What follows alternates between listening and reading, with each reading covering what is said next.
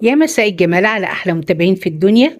لكل اللي بيحبوا الكوكيز هنعمله مع بعض النهاردة بطريقة سهلة جدا. طعمه بيطلع خطير، مقرمش من بره ودايب من جوه. وانا داليا، لو أول مرة تشوفيني اشتركي في قناتي، لايك وشير لو عجبك الفيديو. مقاديره سهلة وبسيطة، وطعمه أحلى من اللي بنشتريه من بره بكتير.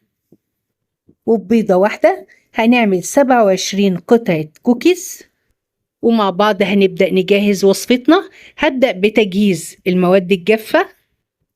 في بولة ناشفة ونضيفة هنزل بكوبايتين ونص من الدقيق متعدد الاستخدامات. لو متوفر عندك دقيق خاص بالبسكوت هيديكي نتيجة ممتازة. في مصفى ضيقة هنخل الكوبايتين ونص دقيق، وهضيف للدقيق نص معلقة صغيرة بيكنج باودر مع نص معلقة صغيرة بيكنج صودا، رشة ملح يعني أقل من ربع معلقة صغيرة من الملح، وأقلبهم مع بعض كويس كده. المكونات الجافة جهزت عندي، هركنها على جنب.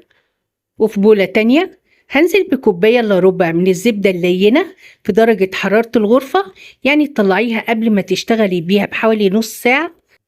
وهضيف ربع كوباية من أي نوع زيت نباتي، وبالمضرب الكهربائي هنعم الزبدة واضربها مع الزيت حوالي دقيقتين. واضيف لها نص كوباية من السكر البني مع ربع كوباية من السكر الأبيض. هنضرب الزبدة مع السكر مدة ما تقلش عن 5 دقايق، ومش شرط ال5 دقايق يكونوا متواصلين، ممكن نريح المضرب في النص شوية عشان ما يسخنش منك. المهم انك تضربي السكر مع الزبدة مدة كافية لحد ما تتأكدي ان السكر داب في الزبدة. الزبدة لونها افتح، نفشت وحجمها زاد.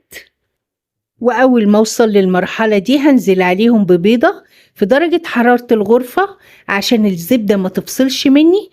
مع البيضة كيس فانيليا هضربهم لمدة دقيقتين. هضيف لهم المواد الجافة اللي جهزناها مع بعض بالتدريج.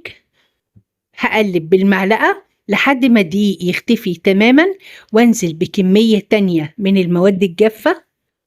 يعني المواد الجافة هنزل بيها على 3 مراحل، كل مرحلة بنزل كمية. أقلب أول ما الدقيق يختفي هنزل بالكمية التانية لحد ما أوصل لآخر كمية.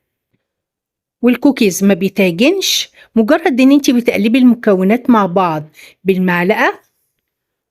وفي الاخر خالص وبعد ما كل دي بيختفي بلم العجينة بايدي لمة سريعة جدا. الكوكيز ما بيتعجنش خالص. وممكن تغطي العجينة وتريحيها في التلاجة ربع ساعة، بس انا اشتغلت بيها على طول. وعلى مفرش العجن السيليكون او على الرخامة هفتح كيس بلاستيك اللي هي اكياس السندوتشات دي وافرده فوق مفرش السيليكون. عجينة لينة ومرنة جدا هتتشكل معاكي بمنتهى السهولة بالراحة خالص. بضغط عليها بإيدي عشان أفردها للسمك اللي أنا عايزاه، وتقدري تظبطي السمك بتاعها بالنشابة تديها كلها سمك واحد. وعشان أسهل عملية فرد العجينة هغطي سطح العجينة من فوق بكيس بلاستيك مفتوح.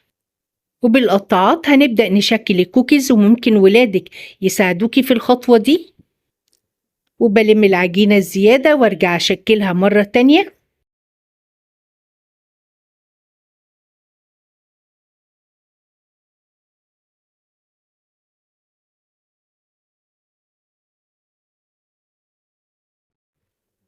وبرص الكوكيز بعد ما بشكلها في صاج مش مدهون أي حاجة، لا بتدهنيه زيت ولا زبدة ولا سمن ولا أي حاجة. بس أنا عندي مشكلة إن الفرن بتاعي غدار، فعشان كده أي حاجة بحب أحطها على مفرش خبز عشان أضمن إن هي يعني تاخد التسوية المناسبة ليها. برص الكوكيز جنب بعضه واسيب بينه مسافات بسيطة جدا. الكوكيز بالطريقة دي والمقادير دي لا هيفرش منك ولا هينتفخ ولا هينفش، هيطلع زي ما دخلتيه زي ما خرجتيه، بس بيطلع طعمه خطير، مقرمش من بره طري جدا من جوه، طعمه تحفة. هجهز كمية الكوكيز كلها بنفس الطريقة. وحاولي ما ترفعيش العجينة قوي، يعني حاولي بقدر الإمكان سمك العجينة يكون حوالي 1 سنتي.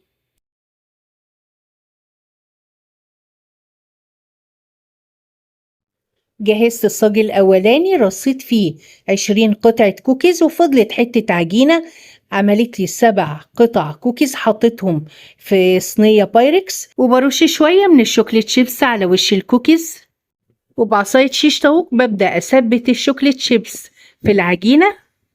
ولأن الجو حر، لو حطيت شوية من الشوكليت شيبس في إيدي ممكن يبدأوا يسيحوا من حرارة الجو، وفي نفس الوقت لو ضغطت بإيديا ممكن أغير من شكل قطعة الكوكيز. جهزت الكمية كلها بنفس الطريقة في فرن سخن وعلى درجة حرارة 180. هحط صاج الكوكيز في الرف الأوسط، النار شغالة من تحت بس لمدة 15 دقيقة. وبرضو التسوية بترجع لطبيعة الفرن عندك. أهم حاجة تطلعي صاج الكوكيز من الفرن وتهزيه تلاقي الكوكيز بيتحرك لوحده، يعني فصل عن الصاج خالص، يبقى هو كده استوى كويس. وأول ما تطلعي صاج الكوكيز من الفرن ما تمسكيهوش على طول، لأن الكوكيز بيبقى طري جدا. هتسيبيه ربع ساعة يتهوى يبرد، وكمان عشان انتي تقدري تحركي الكوكيز من الصاج على شبكة التهوية وإيدك ما تتلسعش. وبسيب الكوكيز على شبكة التهوية مش أقل من ساعة عشان يبرد خالص وأقدر إني أتعامل معاه من غير ما يكسر في إيديا. شايفين التسوية؟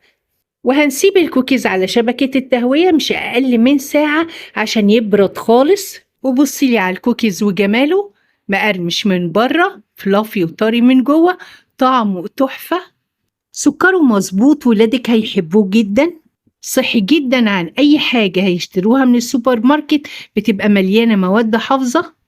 وانتي كمان تقدري تعتمديه كفطار مع فنجان قهوة أو كوباية شاي، هيعدلك المزاج جدا.